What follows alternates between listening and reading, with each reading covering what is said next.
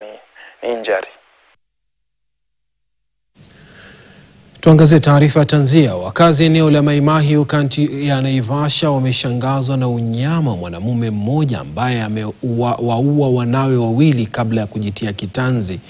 Inasemekana mwanamume huyo aliwatilia watoto hao sumu kwenye uji nyumbani kwake katika eneo la duka moja.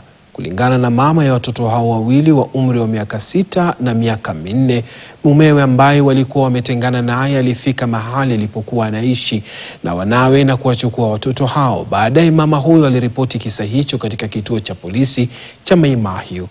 Baada ya mwanamume huyo kukosa kuwarejesha watoto hao wala kupokea simu, miili ya watoto hao pamoja na baba yao inahifadhiwa katika makafani ya hospitali ya Narok.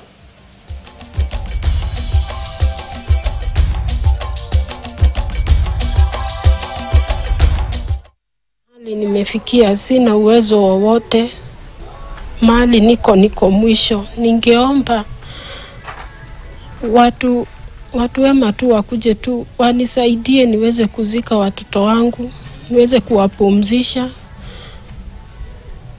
Sina nguvu yoyote. Sasa ndio kuamkia akanipigia simu akaniambia ameenda kutafuta watoto kwenye baba yake alikuwa anaishi.